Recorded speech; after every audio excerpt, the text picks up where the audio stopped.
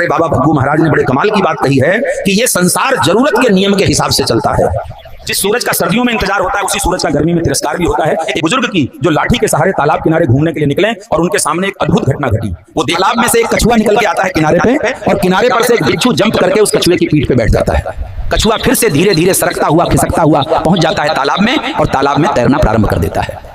उस बिच्छू को उसने अपनी पीठ पर बैठाया होता है और बुजुर्ग सोच रहे होते हैं कि इन दोनों की दोस्ती क्या सच में इतनी प्रगाढ़ है। बात क्या है, ये बिच्छू को ले जा कहां रहा है? तो देखते हैं कि कछुआ दूसरी दिशा में तालाब के उस पार जो है उस बिच्छू को लेकर के जा रहा था। बुजुर्ग अपनी चाल को तेज करते हैं, अपनी वॉक की स्पीड को बढ़ाते हैं और हाफ सर्कल पूरा करके दूसरे किनारे पर पहुंच जाते हैं।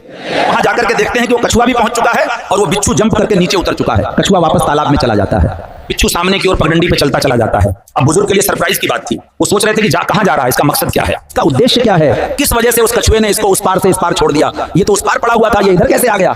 बुजुर्ग उस बिच्छू का पीछा करने लगते हैं। बिच्छू अपनी स्पीड में था, साथ धीरे धीरे उसी स्पीड में बुजुर्ग भी चल रहे थे और चौंक जाते हैं जब वो पगडंडी खत्म होती है और सामने एक मंदिर दिखाई देता है। बुजुर्ग को लगता है कि बिच्छू शायद मंदिर में जाएगा और उनका शक बिल्कुल सही निकलता है।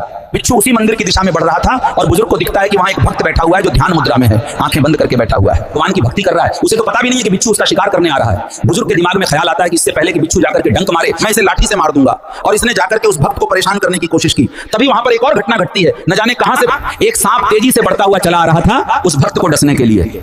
बुजुर्ग बहुत दूर थे लेकिन बिच्छू स्पीड में पहुंचता है और जाकर के उस सांप के डंक में डंक मार देता है, सांप वहीं बेहोश हो जाता है। बिच्छू का जहर सांप के जहर में जाकर मिल जाता है। बुजुर्ग भगवान की लीला को प्रणाम करने लगते हैं कि वाह आपने तो चमत्कार दिखा दिया। जैसे ही उस भक्त की जो है उसकी ध्यान मुद्रा समाप्त होती है, उसका ध्यान पूर्ण होता है, उसे ये पूरी कहानी सुनाते हैं कि तुम्हें पता भी नहीं है क्या हुआ है। एक बिच्छू जो है वहां से चला आया तालाब से उस पार से इस पार, उसे कछुए ने उतारा, उसके बाद मैं उसके पीछे आया, मुझे लगा कि शायद बिच्छू तुम्हें डंक मारेगा, मैं उसे लाठी से मारने वाला था लेकिन एक सांप आ गया।